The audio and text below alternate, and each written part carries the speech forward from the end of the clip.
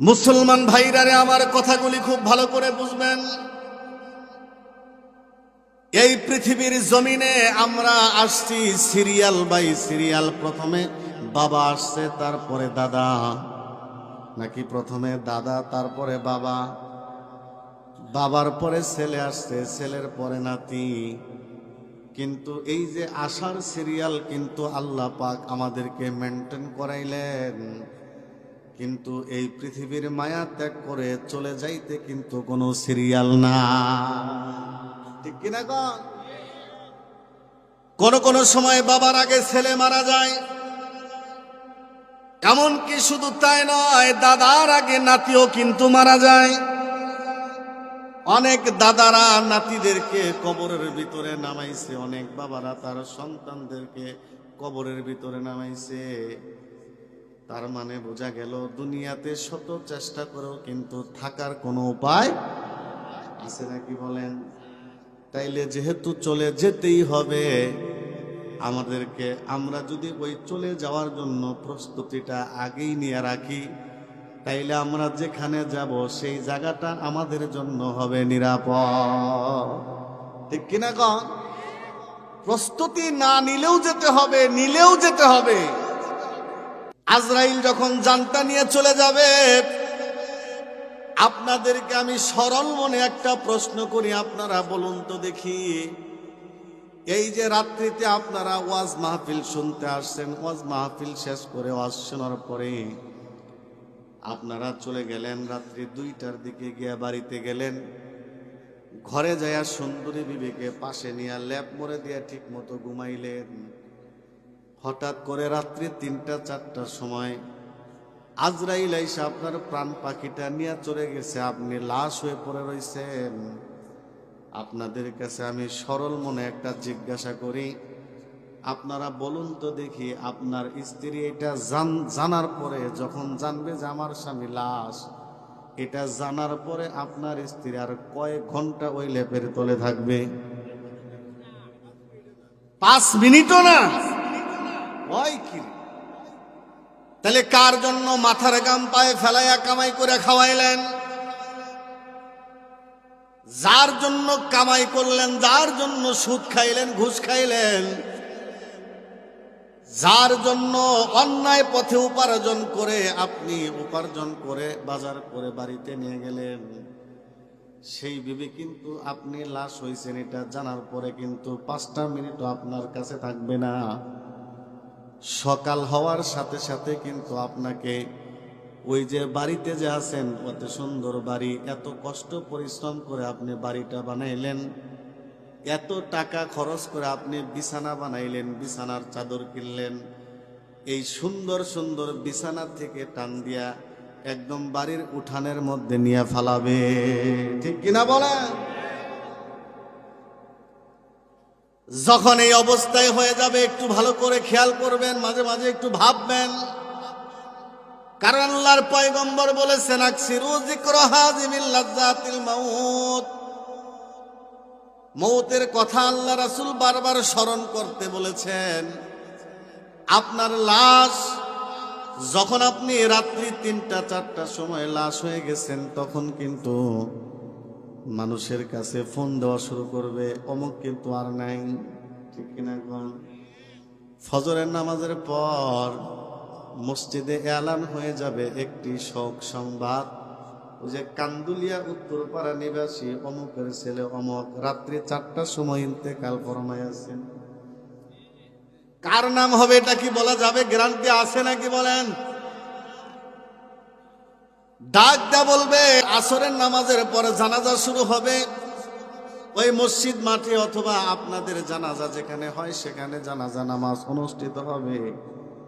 এই যে ঘোষণা এলান কিন্তু একদিন দিয়া দেবে আমার আপনার সবার, ঠিক কিনা বলে? কেউ যাবে বাঁশ কাটতে, বাঁশ, আবার কেউ বাজারে চলে যাবে কাফনের কাপড় কেনার জন্য, ঠিক কিনা বলেন? আবার কেউ বাঁশ কাটতে ব্যস্ত হয়ে যাবে, আবার কেউ বড়ই পাতার গরম পানি করতে কিন্তু ব্যস্ত হয়ে যাবে। মাঝে মাঝে 2-1 জন মোল্লা এসে বলবে, ইমাম সাহেব এসে বলবে, লাশ বেশিক্ষণ রাখতে হয় না, তাড়াতাড়ি কবর দিয়া দাও, ঠিক কিনা গন? এত কষ্ট যাদের জন্য করলেন রে বাবা, খুব লক্ষ্য করে শুনবেন। মাঝে মাঝে বালিশের সাথে মাথা দেওয়া চিন্তা করবেন, যেই ছেলে বন্ধু ভাই ভাতি যাদের জন্য এত কিছু করলেন, তারা কিন্তু আপনাকে বিদায় করার জন্য তাড়াতাড়ি ব্যতিব্যস্ত হয়ে যাবে, প্যাকেট করার জন্য ব্যস্ত হয়ে যাবে, ঠিক কিনা কোন? তাইলে আপনি যাই কিছু করেন দুনিয়াতে, কবরও কিন্তু যেতে হবে, কবর থেকে কিন্তু রক্ষা নাই। আল্লাহ বলেন কুল্লু নাফসিন যায়িকাতুল মাউত, প্রত্যেকটা প্রাণীর মৃত্যুর স্বাদ কিন্তু আস্বাদন করতে হবে, মৃত্যুর থেকে কিন্তু রক্ষা নাই। তাইলে বুঝেন তো দেখি, আমরা যখন কবরের মধ্যে যাব, ওই কবরে ঢোকার সাথে সাথে কিন্তু আল্লাহ পাকের দুইজন ফেরেশতা চলে আসবে। যেই ফেরেশতা দুইটাকে বলা হয় মুনকার নাকির। কি বলা হয় বলেন? এই মুনকার এবং নাকির, এই দুই ফেরেশতা এসে কবরের ভিতরে বান্দাকে মাত্র 3টা প্রশ্ন করবে। কয়টা বলেন? জীবনে বহুত ওয়াজে আপনারা শুনেছেন এই 3টা প্রশ্ন। উত্তরটা কি হবে আপনারা সকলেই জানেন। পৃথিবীতে এমন কোন পরীক্ষা নাই যেই পরীক্ষার প্রশ্ন আগেই বলে দিয়েছে, এমন কোন পরীক্ষা কিন্তু আছে?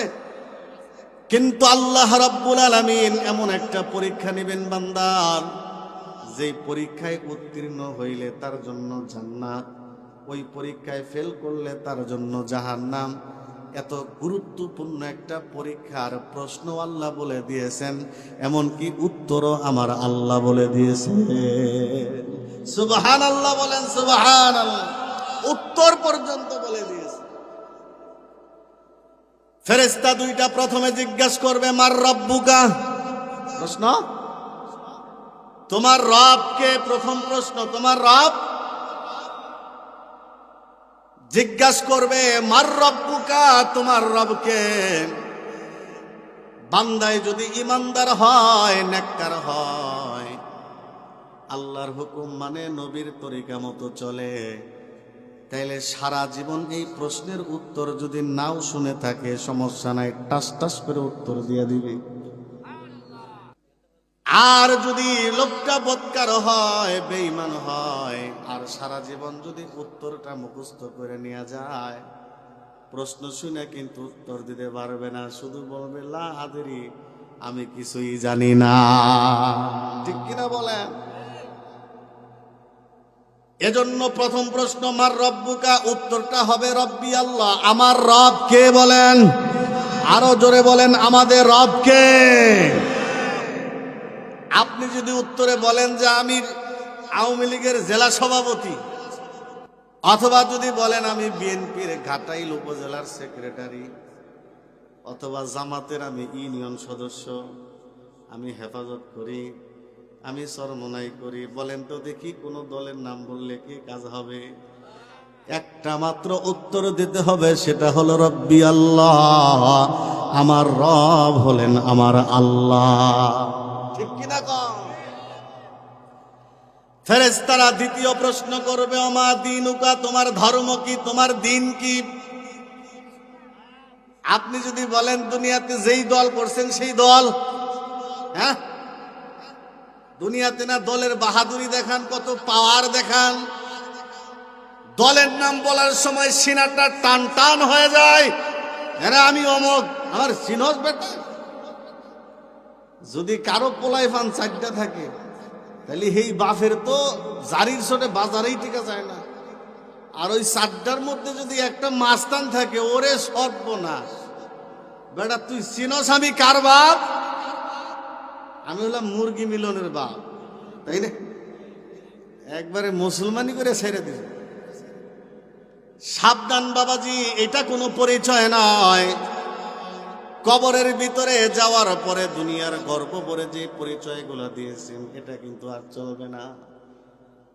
আমা দীনুকা, তোমার দিন কি?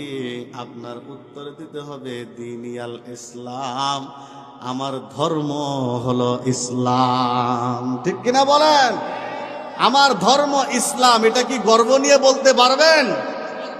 গর্ব নিয়ে বলবেন আমার ধর্ম ইসলাম, আমি মুসলমান। ঠিক কিনা বলেন? তৃতীয় নম্বরে প্রশ্ন, আল্লাহ রাসূলের ছবি দেখায়া ওই ফেরেশতারা জিজ্ঞাসা করবে, এরে আল্লাহর বান্দা, এই যে বলো এই লোকটাকে দুনিয়াতে পাঠানো হয়েছিল তোমাদের কাছে। এরে মুসলমান বাবাজিরা, যুবক ভাইয়েরা, বৃদ্ধ বাবাজিরা, শোনেন, সারা জীবন নবীর দুশ্মনী করছেন, নবীর মনে আঘাত দিয়েছেন। আমার রাসূলের চেহারাটা দেখিয়া রে বাবা চিনতে পারবা না, চিনার কোনো সুযোগ নেই। আর যদি সারাটা জীবন আমার নবীর সুন্নতকে আঁকড়ে ধরেন, আমার নবীকে দেখার সাথে বলবেন এটা আমার রাসূল মুহাম্মদুর রাসূলুল্লাহ। ঠিক কিনা গণ?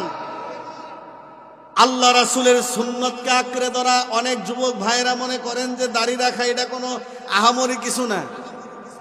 হ্যাঁ যুবক ভাই, তোমার পায়ে হাত দিয়ে বলি রে ভাই, দাড়ি কাটার গুনাহটা কত বড় মারাত্মক তুমি কি জানো? তুমি এখন মদ খাইলা, মদ খাওয়া বন্ধ করলা, তোমার গুনাহটা লেখাও বন্ধ হয়ে গেল। তুমি এখন চুরি করলা ছেড়ে দিলা, বন্ধ হয়ে গেল। যেই গুনাহটা যখন করা হয় তখন সেই গুনাহটা লেখা হয়, করা হয় না আর লেখা হয় না। কিন্তু দাড়ি কাটিয়া যদি তুমি ঘুমাইছো, ঘুমের মধ্যেও ফেরেশতারা দাড়ি কাটার গুনাহ লেখে। বাথরুমে যাইতেছ, দাড়ি কাটার গুনাহ লেখে। তুমি খানা খাইতেছ, এরপরে দাড়ি কাটার গুনাহ লেখে। তার মানে যতক্ষণ পর্যন্ত তুমি নিয়ত করবা না যে না দাড়ি রাখবো, ততক্ষণ পর্যন্ত আল্লাহর ফেরেশতারা গুনাহগুলি লিখতেই থাকে। ঠিক কিনা বলেন? তাহলে নবীর সুন্নাত শুধু তাই নয়, নবীর প্রতি মহব্বত আর ভালোবাসা। এই নবীর প্রতি মহব্বত আর ভালোবাসা যদি কোনো বান্দার দিলের ভিতরে চূড়ান্ত পর্যায়ে থাকে, তাইলে আশা করা যায় নবীজির চেহারা দেখে কিন্তু সাথে সাথে নবীজিকে চিনে ফেলবে।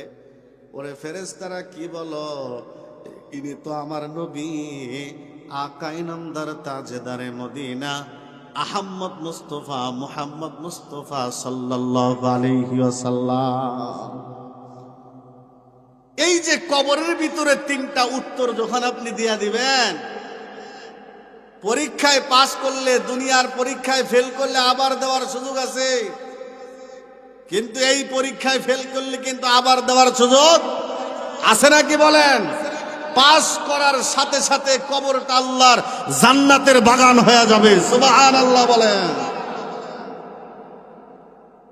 মুসলমান মুরব্বী বাবাজিরা, যুবক ভাইরা খুব লক্ষ্য করে শুনবেন। আর যদি লোকটা বদকার হয়, বেঈমান হয়, বদকার হলেও কিন্তু কবরে যেতে হবে, বেঈমান হলেও কিন্তু কবরে যেতে হবে, ইমানদার হইলেও নেককার হইলেও কিন্তু কবরে যেতেই হবে, উপায় নাই। ঠিক কিনা বলেন? সবাই কিন্তু কবর দেওয়ার জন্য ব্যস্ত হয়ে যাবে।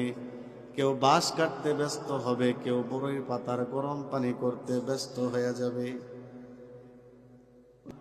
তাইলে যদি নেককার বান্দা হয়, কবর জান্নাতের বাগান, জান্নাতের বিছানা বিছায়া দেওয়া হবে, জান্নাতের আলো দিয়ে কবরটাকে আলোকিত করা হবে, জান্নাতের পোশাক পরিধান করায় দেওয়া হবে। একদম বাসর ঘরে দুলামিয়া যেমনে ঘুমায়, এই কবরবাসীর ইমানদার বান্দা কবরের ভিতরে জামাইয়ের মতো ঘুমাইতে থাকবে। হাসরের ময়দানে উঠে এরকম শরীর ঝাড়া দিতে দিতে আল্লাহর জান্নাতে ঢুকে যাবে। সুবহানাল্লাহ। আর যদি বদকার হয়, বেঈমান হয়, শুরু হয়ে যাবে এক একটা গুতা।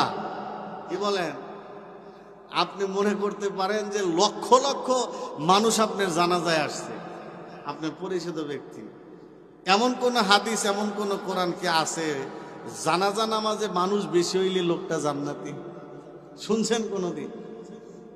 এই এমন কোন কথা কি আছে বা কোরআন হাদিস দ্বারা প্রমাণিত যদি জানাজায় নামাজ মানুষ কম হয় তাহলে সে জাহান্নামী?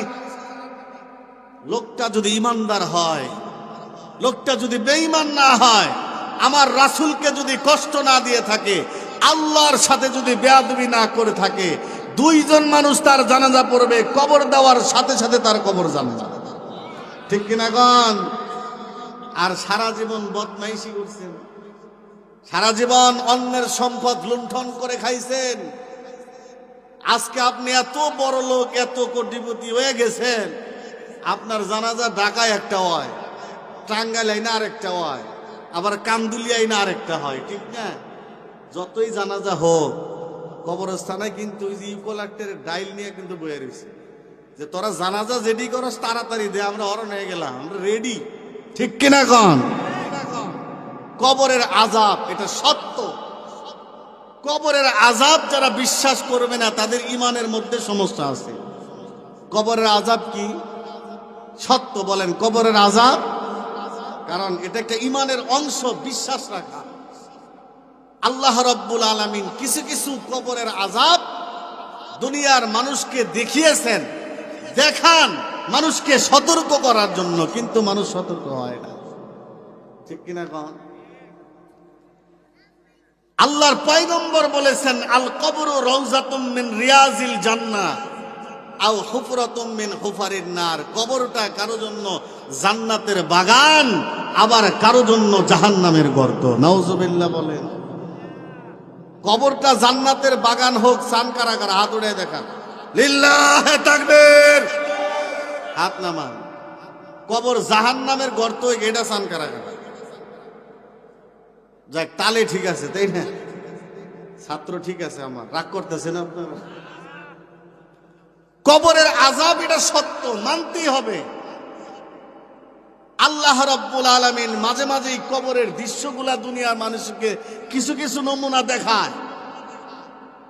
যেমন আল্লামা তারিক জামিল সাহেব বারাকাল্লাহু ফি হায়াতি, তিনি একটা বই লিখেছেন, তার অনেক বই রচিত আছে। মুসলমান বাবাজিরা আমার, লম্বা কথা বলতে চাই না। পাকিস্তানের আল্লামা তারেক জামিল সাহেব তার চোখে দেখা কবরের আযাবের ভিতরে লেখেন, পাকিস্তানের কোন একটা এলাকায় একজন কৃষক মানুষ বাড়ির থেকে সকাল বেলায় বের হয়েছে তার খেতে কাজ করার জন্য। খেতে জিয়া কাজ করতেছে, কাজ করতে করতে করতে করতে জমিতে কাজ করা অবস্থায় দুপুরের সময় হয়ে গেছে। দুপুরের জোহরের আজান যখন দিয়ে ফেলছে, আল্লাহর বান্দা আজান শোনার সাথে সাথে তিনি ব্যস্ত হয়ে গেছেন নামাজ পড়ার জন্য। সুবহানাল্লাহ বলেন। আমাদের দেশে এক সময় কৃষকেরা ছিল, এখনো কিছু কিছু আছে, চকের ভিতরে কাজ করে, ক্ষেতের ভিতরে জমি চাষ করে। আজান যখন তিনি শুনে কাপ থেকে গামছাটা জমিনে বিছায়, কিন্তু আল্লাহর কুদরতি পায়, সিজদায় পড়ে যায়, নামাজে দাঁড়ায় যায়, কিনা বলেন? অনেক মানুষ দেখবেন যে রাস্তায় দিয়ে ভ্যান চালাইতেছে, নামাজের সময় হয়েছে, রাস্তায় গামছাটা বিছায় নামাজে দাঁড়ায় যায়, অনেক কিন্তু আছে। এরে মুরব্বী বাবাজিরা, 80 বছর বয়স হয়ে গেছে, উনি যদি পারে আপনি কেন পারবেন না? তার মানে বুঝবেন আপনার কপাল কিন্তু পুড়িয়া গেছে। আপনাদেরকে আমি কি বলবো, এই সমস্ত নামাজি দেখলে আমি নিজেকে নিজে একদম গালি দিয়ে ফেলি। কারণ এই আব্দুর রশিদ, তুই একজন মোল্লা মানুষ, মৌলবী মানুষ, তুই একজন ইমাম সাহেব মানুষ, তুই যদি নামাজ না পড়স মানছে কি বলবে? এই যে একটা ইজ্জতের ভয় কিন্তু আছে। কিন্তু এই যে কৃষক বাবাজি ক্ষেতের আইলে যে গামছা বিছায় নামাজ পড়ে, তাকে কিন্তু কেউ কিছু বলতে যাবে না। ঠিক কিনা গণ? আল্লাহর বান্দা অনেক মানুষ এমন আছে, রাস্তার মধ্যে ঘাসের উপরে যায় নামাজ বিছায়া, গামছা বিছায়া নামাজ আদায় করে। আবার এমনও আল্লাহর বান্দা আছে, ক্ষেতের মধ্যে কাজ করতে গিয়া আইলের মধ্যে গামছা ফালায়া নামাজ পড়ে। আল্লামা তারেক জামিল লেখেন, আল্লাহর বান্দায় জোহরের নামাজ আদায় করার জন্য তিনি ক্ষেত থেকে উঠলেন, কাজ বন্ধ করলেন।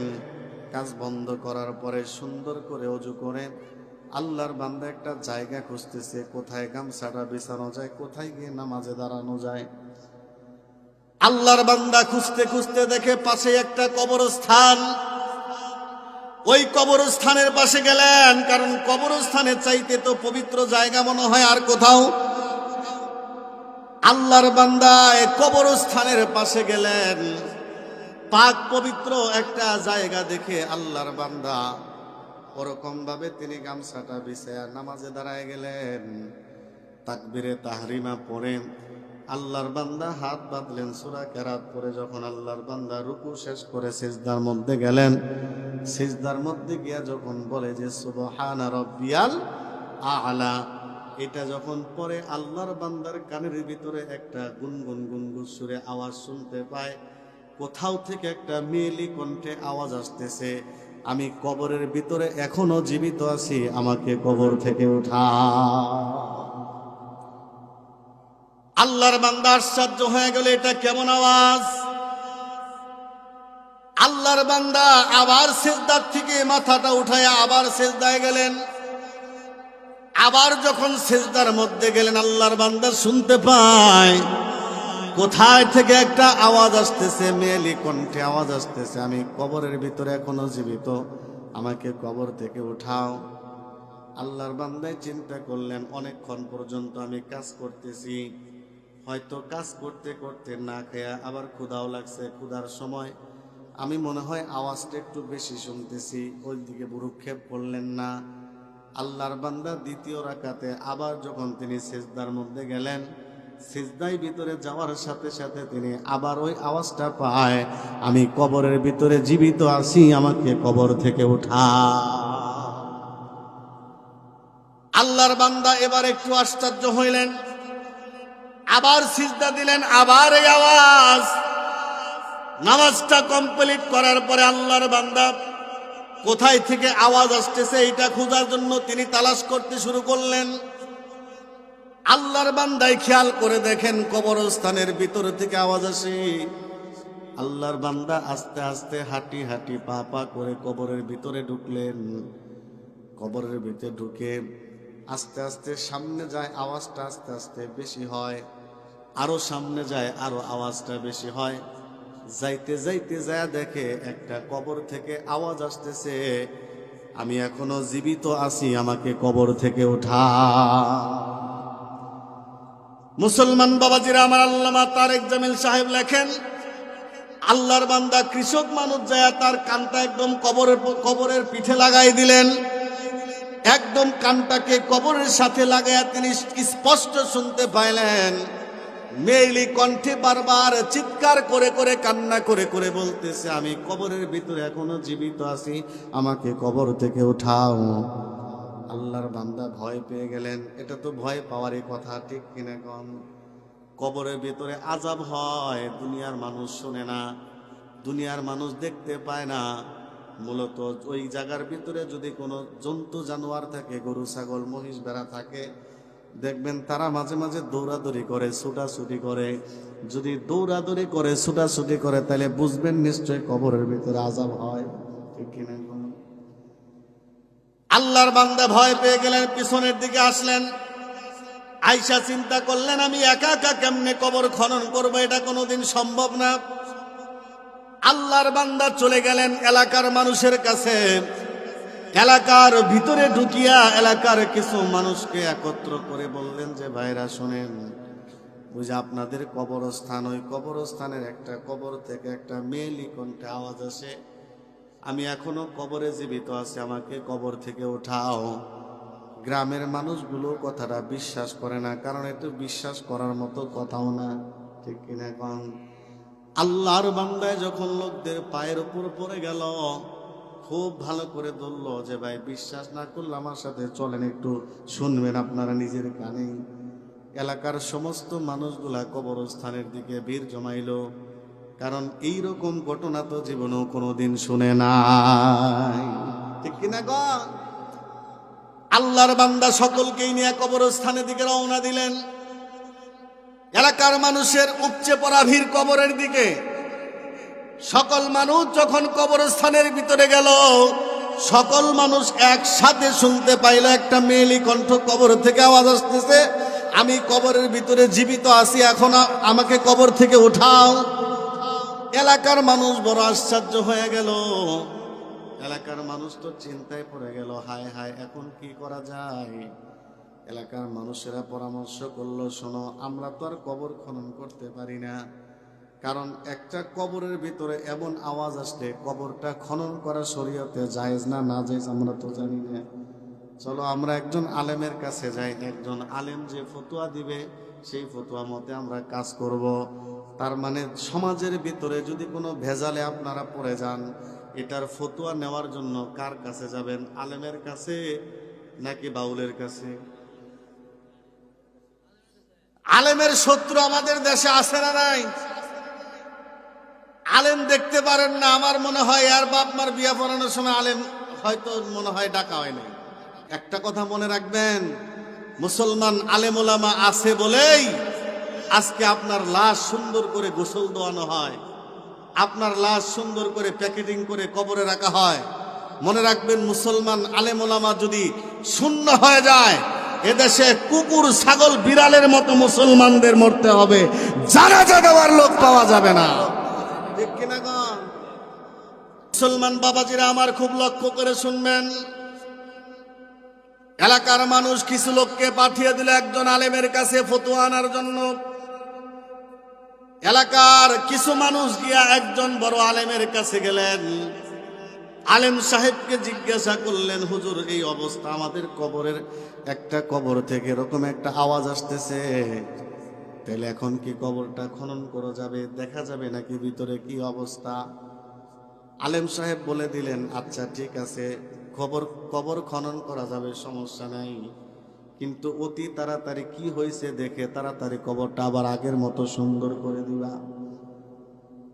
ফতোয়া নিয়ে এসে যখন এলাকার মানুষের কাছে খবরটা পৌঁছায় দিল, এলাকার মানুষের উপচে পড়া ভিড় কবরের দিকে। এলাকার মানুষরা সব তামাশা দেখতেছে, কি করে মানুষগুলা। এলাকার মানুষগুলা যখন আস্তে আস্তে কবরটা খনন করলো, একটু মাত্র চাটাই যা যখন টান দিল, আস্তে আস্তে বাঁশগুলা যখন সরাইলো, কবরের ভিতরে দেখা যায় অন্ধকার কবর। ওই যে মেয়েটা একটা কর্নারে এমন করে বসে আছে, তার ভিতরে বন্ধুরা আমার যে কাফনের কাপড় দেওয়া হয়েছিল সে কাপড়টা পর্যন্ত নাই। আল্লাহর বান্দারা ভয় পেয়ে একটু পিছনে আসলেন, কেউ সাহস পায় না এগিয়ে যেতে। আল্লাহর বান্দি কবর থেকে আওয়াজ দেয়, আপনারা কেউ একজন আমার বাড়িতে যান, আমার ঘরের মধ্যে গিয়ে আমার কিছু কাপড় চোপড় আমার কবরের ভিতরে ঢেল দেন, কারণ আমার গায়ে কোনো কাপড় নাই। আল্লাহর বান্দির বাড়িতে যায়, ঘরের মধ্যে যায়, তার কাপড়গুলো একজন এনে একজন দূরে থেকে কাপড়গুলা ঢিল দিল। কাপড়টা আল্লাহর বান্দি একদম মাথা থেকে নিয়ে পা পর্যন্ত পেঁচাইয়া কবর থেকে উঠে একটা দৌড় দিলেন, দ্রুত গতিতে দৌড়াইয়া যায় তার বাড়িতে যায়, তার ঘরের ভিতরে ঢুকে ঘরের দরজাটা ভিতর থেকে আটকে দিল। এলাকার মানুষগুলা পেছন পেছনে দৌড়ায় গেলেন। এলাকার মানুষগুলা দরজায় গিয়ে টোকা দিয়া বলে, বোন দরজাটা খোলো, তোমাকে আমরা দেখি এই অবস্থা কেন হইলই তো পূর্বে তো এমন ঘটনা ঘটে নাই। মুসলমান বাবাজিরা আমার খুব লক্ষ্য করে শুনবেন, আল্লামা তারিক জামিল সাহেব লেখেন, এলাকার মানুষগুলা যখন আল্লাহর বান্দির কাছে বলল যে বোন দরজাটা খোলো, ভিতর থেকে মেয়েটা আওয়াজ দেয় যে আমি দরজাটা খুললে আমার চেহারা দেখলে তোমরা হুশে থাকতে পারবা না, সবাই বেহুশ হয়ে যাবা। কয় কেমনে কি করা যায়, তোমার চেহারা তো দেখতেই হবে, খুলো না বোন একটু। বলে আচ্ছা ঠিক আছে, আপনাদের ভিতরে সবচাইতে বড় সাহসী কে, দুঃসাহসী মানুষ যারা আছে, এমন সাহসী কিছু মানুষকে আমার কাছে পাঠান, দুর্বল মানুষগুলা যারা ভয় পায় তারা কিন্তু আসবেন না। এলাকার মানুষগুলা দুঃসাহসী মানুষদেরকে একত্রিত করে তাদেরকে আবার দরজার সামনে পাঠাইলেন। তারা গিয়া দরজার ভিতরে টোকা দিয়ে বলে, বোন এবার খুলো, কোনো সমস্যা নেই, আমরা সাহসী মানুষ। আল্লাহর বান্দি যখন দরজাটা খুলে দিল, এলাকার মানুষগুলা ঘরের ভিতরে ঢুকলেন। আল্লাহর বান্দি কাপড় দিয়ে মুখটা ঢেকে রাখছে।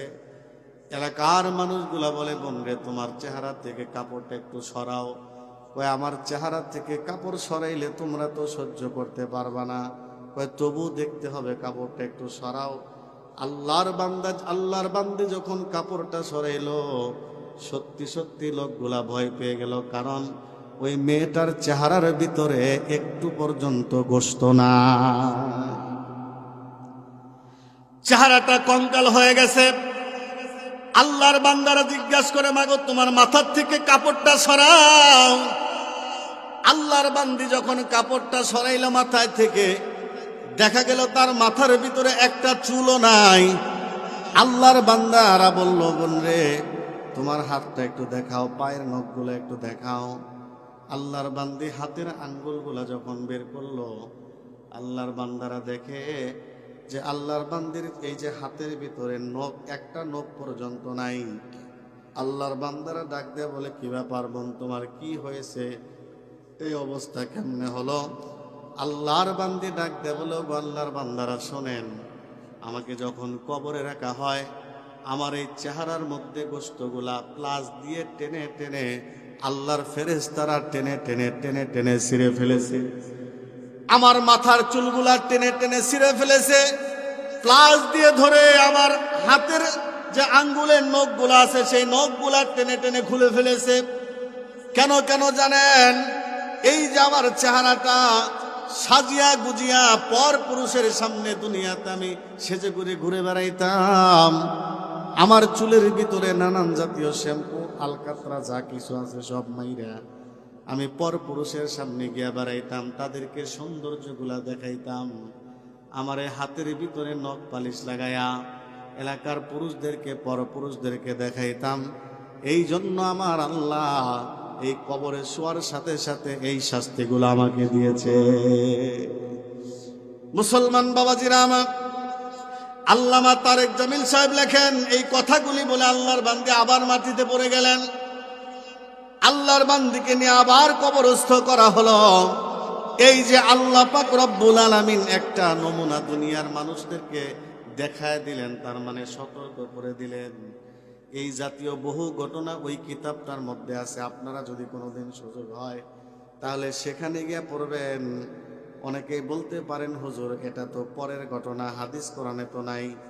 আল্লামা তারেক জামিল পাকিস্তানের কথা লেখছেন, এটা কি হাদিস কোরআনে থাকবে নাকি? পরবর্তী ঘটনা। তাইলে হাদিসের ভাষাও আপনাদেরকে আমি একটু বলে শোনাই। আল্লাহর পয়গম্বর বলেন, মেরাজের রাত্রিতে আমি যখন জাহান্নামের মধ্যে উকি দেই, তখন দেখি জাহান্নামের ভিতরে অধিকাংশই নারীর সংখ্যা। এই মুসলমান মা বোনেরা খুব লক্ষ্য করে শুনবেন, জাহান্নামের ভিতরে সবচাইতে বেশি নারীর সংখ্যা। সহিহ হাদিস। তাইলে নারীদের সংখ্যা বেশি হওয়ার কারণ কি? হযরতে ফাতেমা রাদিয়াল্লাহু তাআলা আনহা বলেন, আমি একদিন হযরত আলীকে নিয়ে আল্লাহ রাসূলের দরবারে গেলাম। হযরত আলীকে বললাম, আলী চলো আমার বাবারকে একটু দেখে আসি, একটু ঘুরে আসি। আল্লাহ রাসূলের বাড়ির সামনে যায় হযরত ফাতেমা বলেন, আলী তো তুমি এখানে একটু দাঁড়াও, আমি দেখি আব্বা কোন অবস্থায় আছে। হযরত ফাতেমা ঘরের ভিতরে ঢুকিয়া দেখে আল্লাহ রাসূল দুই চোখের পানি ছাইরা যাইরা অঝরে কান্না করতেছেন। হযরত ফাতেমা বলে, ইয়া রাসূলুল্লাহ, আব্বা জান আপনি কেন কাঁদেন? আপনার কি আপনার মা আমিনার কথা মনে পড়ে গেছে নাকি? বলে, না রে মা, না, আমার মা আমিনার কথা মনে পড়ে নাই। তাইলে কি আপনার বাবা আব্দুল্লাহর কথা মনে পড়ে গেছে? বলে, না, তাও মনে পড়ে নাই। তাইলে কি আমার মা খাদিজাতুল কুবরার কথা মনে পড়ে গেছে? বলে, না। তাইলে বাবা তুমি কেন কাঁদো? আল্লাহর পয়গম্বর বলে, মাগো, ওই যে মেরাজের রাত্রে আমি জাহান্নামের যে দৃশ্যগুলা দেখছি, ওই দৃশ্যগুলা দেখে আমি এখন মনে হয়ে গেছে আমি আর নিজেকে কন্ট্রোল করতে পারতেছি না, এই জন্য আমি কান্না করতেছি। হযরত ফাতেমাকে আল্লাহ রাসূল ডাক দেয়া বলে, ফাতেমা, আমি যখন মেরাজের রজনীতে আমি যখন জাহান্নামের ভিতরে উকি দেই, দেখলাম যে সবচাইতে নারীর সংখ্যা বেশি। ওখানে নারীদেরকে 6টা পদ্ধতিতে শাস্তি দিতেছে। এক শ্রেণীর নারীদেরকে শাস্তি দিতেছে, চুলের উপরে তার পুরো বডিটা ঝুলে আছে, এতটুকুই তো শাস্তি, ক্ষান্ত হওয়ার কথা, যথেষ্ট ছিল। নিচ দিয়ে আবার আগুনের তাপ আসে, এরকম ভাবে তাকে শাস্তি দিতেছে। আবার এক শ্রেণীর নারীদেরকে স্তনের সাথে বড়শি লাগায়া আগুনের ভিতরে ফ্রাই করতেছে, মুরগি যেমন ফ্রাই করে। আল্লাহ রাসূল বলেন, এই সমস্ত মহিলাকে শাস্তি দেওয়া হয়েছে কারণ তাদের নিজেদের চেহারার সৌন্দর্য পর পুরুষের সামনে পরিবেশন করে বেড়াইতো। নাউজুবিল্লাহ বলেন। তাহলে মা বোনের আজকে থেকেই সাবধান হয়ে যান। এই চেহারাটা স্বামী ছাড়া আর কারো সামনে আপনি সাজায় দেখাবেন না। আর যুবক ভাইদেরকে বলি, রাস্তাঘাটে বোরকাওয়ালা যে বোনগুলা আছে, মাগুলা আছে, এগুলা তো মায়ের জাত্রে ভাই। তোমার পাশের রুমে একজন মেয়ে শুয়ে আছে, সেটা তোমার বোন। আরেক পাশের রুমে একজন মহিলা শুয়ে আছে, এটা তোমার মা। আরেক পাশের রুমে একটা বুড়ি শুয়ে আছে, তোমার দাদি। আরেকটা মহিলা আছে তোমার পাশে শোয়া, তোমার স্ত্রী। তাহলে নারী জাতি তোমাদের মা নয়তো বোন, নয়তো স্ত্রী, নয়তো খালা, নয়তো নানি, নয়তো দাদি। ঠিক কিনা বলেন? সেই মহিলাগুলা মাল কি করে হয়? এরে যুবক, সাবধান সাবধান। রাস্তাঘাটে মেয়েদেরকে এইভাবে উত্ত্যক্ত করবা না।